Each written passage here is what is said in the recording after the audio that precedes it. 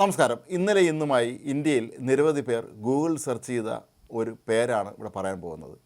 നിതിൻ നബിൻ. ഈ നിതിൻ നബിൻ ആരാണ് എന്നാണ് പലരും അന്വേഷിച്ചത്. കാരണം BJPയുടെ പുതിയ ദേശീയ വർക്കിംഗ് പ്രസിഡൻ്റായി നിതിൻ നബീനെ നിയമിച്ചു എന്ന വാർത്ത പുറത്തു വന്നതിന് തൊട്ട് പിന്നാലെയാണ് ഈ വ്യക്തി ആരാണ് എന്ന അന്വേഷണം പലരും നടത്തുന്നത്. BJPയെക്കുറിച്ച് നമുക്ക് നന്നായിട്ട് അറിയാം. BJPയുടെ എല്ലാ കാര്യങ്ങളിലും ഒരു ഗംഭീര സസ്പെൻസ് അവിടെ നിലനിൽക്കുക തന്നെ ചെയ്യും.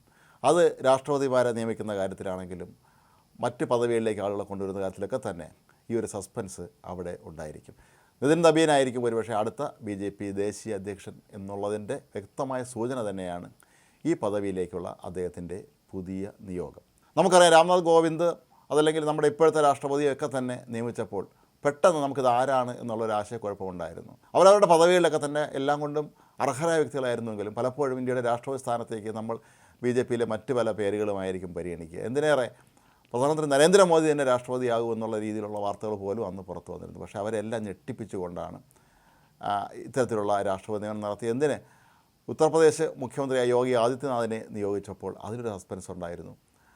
അതുപോലെ എല്ലാ കാര്യങ്ങളിലും അവർ സസ്പെൻസ് പുലർത്താറുണ്ട്. നമുക്കറിയാം, പത്മ പുരസ്കാരങ്ങൾ എല്ലാ വർഷം പ്രഖ്യാപിക്കുമ്പോൾ നേരത്തെ UPA സർക്കാർ ഇരുന്ന കാലത്തൊക്കെ തന്നെ നമുക്കറിയാം, നമ്മുടെ നാട്ടിലെ പല പ്രാഞ്ചിയേട്ടന്മാരും അതല്ലെങ്കിൽ ധനികന്മാരും വലിയ പദവിയിലിരിക്കുന്നവരും ഏറെ ലോകപ്രശസ്തരുമൊക്കെയായ വ്യക്തികൾക്കാണ് അത് ലഭിച്ചിരുന്നതെങ്കിൽ ഇപ്പോൾ നമ്മുടെ നാടിന് വേണ്ടി ഒരുപാട് സേവനം ചെയ്ത വളരെ സാധാരണക്കാരായ എത്രയോ മനുഷ്യർക്കാണ് അവർ ശരിക്കും പത്മ പുരസ്കാരങ്ങൾക്ക് അർഹരാണെന്ന് നമ്മൾ ഒരുപക്ഷെ നമ്മുടെ അയൽവീട്ടിൽ താമസിക്കുന്ന വ്യക്തിക്ക് പത്മ പുരസ്കാരം കിട്ടുമ്പോഴായിരിക്കും നമ്മൾ തിരിച്ചറിഞ്ഞിട്ടുണ്ടാവുക. കേരളത്തിൽ തന്നെ അങ്ങനെ എത്രയോ പേർക്ക് പത്മ പുരസ്കാരം കിട്ടിയിട്ടുണ്ട്. ഇതുതന്നെയാണ് നിതിൻ നബിൻ്റെയും കാര്യത്തിൽ ഉണ്ടായിരിക്കുന്നത് എന്ന് പറയേണ്ടി വരും. ഏതായാലും നമുക്ക് ഇതൊന്ന് പരിശോധിക്കുമ്പോൾ മനസ്സിലാക്കാൻ കഴിയുന്നത് അദ്ദേഹം ഒരു 45-കാരനായ ബീഹാറിലെ മന്ത്രിയാണ് എന്നുള്ളതാണ്. ശരിക്കു പറഞ്ഞാൽ BJPയിലെ ഒരു മൂന്നാം തലമുറയുടെ വരവ് തന്നെയാണ് ഈ വ്യക്തിയുടെ വരവിലൂടെ ഇപ്പോൾ നമുക്ക് മനസ്സിലാക്കാൻ കഴിയുന്നത്. ആദ്യം LK അദ്വാനി, AB വാജ്പേയി പോലെയുള്ള നേതാക്കന്മാരുടെ ഒരു തലമുറ, പിന്നീട് നരേന്ദ്രമോദി, നിതിൻ ഗഡ്കരി, അങ്ങനെ ഒരു തലമുറ.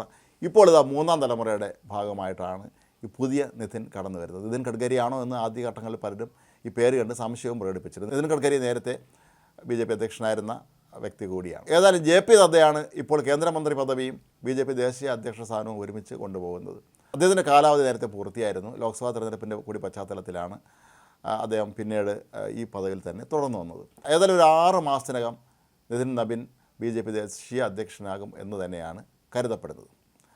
ഇപ്പോൾ BJP അധ്യക്ഷനായ JP നദ്ദ നേരത്തെ അമിത് ഷാ BJP അധ്യക്ഷനായിരുന്ന സമയത്ത് വർക്കിംഗ് പ്രസിഡൻ്റായി നിയോഗിക്കപ്പെട്ട ഒരാളാണ്.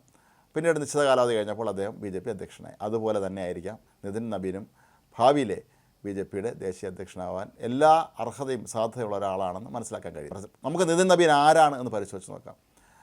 ബീഹാറിലെ ഒരു പഴയകാല BJP നേതാവിൻ്റെ മകൻ കൂടിയാണ്. പിതാവ് MLA ആയിരുന്ന സമയത്ത് മരിച്ചപ്പോൾ അദ്ദേഹം ആദ്യമായി 2005 MLA തിരഞ്ഞെടുക്കപ്പെടുകയായിരുന്നു. പിന്നീട് തുടർച്ചയായി 5 തവണയാണ് ബീഹാറിൽ നിന്നുള്ള നിയമസഭാ അംഗമായി നിതിൻ നബീൻ മാറിയത്.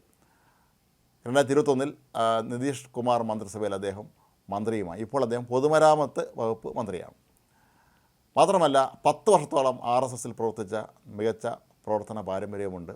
ഇതൊക്കെ തന്നെ ഇക്കാര്യം സൂചിപ്പിക്കുന്നത് BJPയുടെ പുതിയ ദേശീയ അധ്യക്ഷൻ ആരായിരിക്കണം എന്നുള്ള കാര്യത്തിൽ RSS അവരുടെ നിലപാടിനെയും വ്യക്തമാക്കിയില്ല. അതുകൊണ്ടാണ് ഈ പുതിയ അധ്യക്ഷ നിയമനം നീണ്ടുപോകുന്നത് എന്നായിരുന്നു.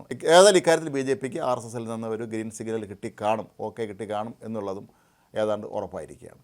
മാത്രമല്ല, അദ്ദേഹം യുവമോർച്ചയുടെ ദേശീയ ഭാരവാഹിയായിരുന്നിട്ടുണ്ട്, സംസ്ഥാന അധ്യക്ഷനായിരുന്നിട്ടുണ്ട്. അതുപോലെ സിക്കിമിൻ്റെയും ഛത്തീസ്ഗഡിലേക്ക് തന്നെ പ്രഭാരിയായി സേവനമനുഷ്ഠിച്ചിട്ടുണ്ട്. അങ്ങനെ നോക്കുമ്പോൾ ഈ 45-കാരനും വളരെ ചുരുങ്ങിയ കാലയളവിനുള്ളിൽ തന്നെ കഴിവ് തെളിയിച്ച് കഴിഞ്ഞിരിക്കുന്നു എന്നുള്ളത് വ്യക്തമാണ്. ഇങ്ങനെയുള്ള വ്യക്തികളെ, അതായത് പുതുതലമുറയെ ഇനി രംഗത്തിറക്കുക എന്നുള്ളത് തന്നെയായിരിക്കാം ഒരുപക്ഷെ BJP ഇതിലൂടെ ലക്ഷ്യമിടുന്നത്. ഓരോ കാലത്തും ഓരോ തലമുറ പാർട്ടിയെ നയിക്കുന്നത് തന്നെയായിരിക്കും. കാലാനുസൃതമായി ആ തലമുറയിൽപ്പെട്ട ആളുകളെ പദവികൾ നൽകി ഏൽപ്പിക്കുക എന്ന് പറയുമ്പോൾ അവർ അതിനനുസരിച്ച് പുതിയ ട്രെൻഡിനനുസരിച്ച് കാര്യങ്ങൾ മുന്നോട്ട് കൊണ്ടുപോകും എന്നുള്ളത് ഉറപ്പാണ്. ഇപ്പോൾ തന്നെ നമ്മുടെ രാജ്യത്തെ പല പാർട്ടികളിലുമൊക്കെ തന്നെ അതിൻ്റെ പ്രധാന പദവി വഹിക്കുന്നത് ചെറുപ്പക്കാർ തന്നെയാണ്. പക്ഷേ കോൺഗ്രസ്സിൽ മാത്രമാണ് ഇപ്പോഴും വളരെ മുതിർന്ന ഒരു ദേശീയ അധ്യക്ഷൻ ഉള്ളത്. പക്ഷേ രാജ്യത്തെ രാഷ്ട്രീയ പാർട്ടികളിൽ ഏറ്റവും പ്രായം കൂടിയ അധ്യക്ഷനുള്ളത് കോൺഗ്രസ്സിന് തന്നെയായിരിക്കാം. നേരത്തെ രാഹുൽ ഗാന്ധി ആ പദവിയിൽ ഇരുന്നുവെങ്കിൽ പോലും പിന്നീട് അദ്ദേഹം അത് ഒഴിയുകയായിരുന്നു. അങ്ങനെ നോക്കുമ്പോൾ ഇനി അങ്ങോട്ടുള്ള കാലഘട്ടത്തിലൊക്കെ തന്നെ പുതിയ തലമുറ രാഷ്ട്രീയത്തിലെ പദവികൾ ഓരോന്നായി എത്തി അവർ കൈയടക്കുന്ന കാഴ്ച നമ്മൾ കാണേണ്ടി വരും. നിതിൻ നബീനെ സംബന്ധിച്ചിടത്തോളം അടുത്ത വർഷം എന്ന് പറയുന്നത് വളരെ വെല്ലുവിളികളുള്ള ഒരു വർഷം കൂടിയാണ്. കാരണം നിരവധി സംസ്ഥാനങ്ങളിൽ നിയമസഭാ തെരഞ്ഞെടുപ്പ് നടക്കുന്ന ഒരു വർഷമാണ് 2026. അവിടെ BJPയുടെ മികച്ച പ്രകടനം ഉറപ്പുവരുത്തുന്ന കാര്യത്തിൽ പുതിയ ദേശീയ അധ്യക്ഷൻ ഒരുപാട് കാര്യങ്ങൾ ശ്രദ്ധിക്കേണ്ടി വരും എന്നുള്ളത് തീർച്ചയാണ്. നിതിൻ നബീനൊരു പ്രത്യേകതയുള്ളത് 1980 BJP രൂപം കൊണ്ടതിൻ്റെ 1 മാസം കഴിഞ്ഞപ്പോഴാണ് അദ്ദേഹം ജനിച്ചത് എന്നുള്ളതാണ്. അങ്ങനെ BJP എന്ന പ്രസ്ഥാനം ജനിച്ച് 1 മാസത്തിന് ശേഷം ജനിച്ചൊരു വ്യക്തി വളരെ ചുരുങ്ങിയ വർഷത്തിനുള്ളിൽ അതിൻ്റെ ദേശീയ അധ്യക്ഷനായി മാറുക എന്ന് പറയുന്നത് ഒരുപക്ഷെ BJPക്ക് മാത്രം സാധിക്കുന്ന ഒരു കാര്യമായിരിക്കും. കാരണം അവരെല്ലാ കാര്യങ്ങളും വളരെ വിശദമായ അന്വേഷണം നടത്തിയതിന് ശേഷമായിരിക്കും സസ്പെൻസായി ഓരോ ഭാരവാഹികളെയും അതുപോലെ മറ്റ് ഭരണഘടനാ പദവിയിലേക്ക് തന്നെ ആളുകളെ നിയോഗിക്കും. നമുക്ക് കേരളത്തിൻ്റെ കാര്യം തന്നെ നോക്കാം. കേരളത്തിലെ BJPയുടെ സംസ്ഥാന അധ്യക്ഷനായി രാജീവ് ചന്ദ്രശേഖർ എത്തുന്നത് പോലും വലിയൊരു സസ്പെൻസ് ബാക്കി നിർത്തിക്കൊണ്ടായിരുന്നു. രാജീവ് ചന്ദ്രശേഖറും BJPയിൽ പ്രവർത്തിച്ച വളരെ കുറച്ച് കാലമേ ആയിട്ടുള്ളൂ. എങ്കിൽ പോലും കേരളം പോലെയുള്ള ഒരു വളരെ രാഷ്ട്രീയ പ്രബുദ്ധതയുള്ള അല്ലെങ്കിൽ ഉന്നത വിദ്യാഭ്യാസ നിലവാരം പുലർത്തുന്ന ഒരു സംസ്ഥാനത്തേക്ക് ഒരു മികച്ച വ്യവസായം ഉന്നത വിദ്യാഭ്യാസം ലഭിച്ച ടെക്നോക്രാറ്റിനെ അയക്കുമ്പോൾ അവർക്ക് ചില ലക്ഷ്യങ്ങളുണ്ടായിരുന്നു. കേരളത്തെ കീഴടക്കാൻ ഇനി പുതിയ തലമുറയെ ആകർഷിക്കാനൊക്കെ തന്നെ പുതിയ തലമുറയിൽപ്പെട്ട 3ാം തലമുറയിൽപ്പെട്ട ആളുകളാണ് നമുക്ക് ആവശ്യം എന്നവർക്കറിയാമായിരുന്നു. അതിൻ്റെ കൃത്യമായ പ്രതിഫലനം ഇപ്പോൾ തദ്ദേശ ഭരണ തെരഞ്ഞെടുപ്പിൽ BJPക്ക് ലഭിക്കുകയും ചെയ്തിരിക്കും. BJP തദ്ദേശ ഭരണ തെരഞ്ഞെടുപ്പിൽ മികച്ച പ്രകടനം മിന്നും പ്രകടനം കാഴ്ചവെക്കാൻ രാജീവ് ചന്ദ്രശേഖർ എന്ന വളരെ പ്രൊഫഷണലായ ഒരു സംസ്ഥാന അധ്യക്ഷൻ നൽകിയ സംഭാവനകളും വളരെ വലുതാണ്. മാത്രമല്ല ഇപ്പോൾ BJP നേരിടുന്ന ഒരു പ്രതിസന്ധി ബീഹാറിൽ പൊതു സ്വീകാര്യനായ ഒരു പ്രമുഖനായ നേതാവ് അവിടെ BJPക്ക് ഇല്ല എന്നുള്ളത് തന്നെയാണ്.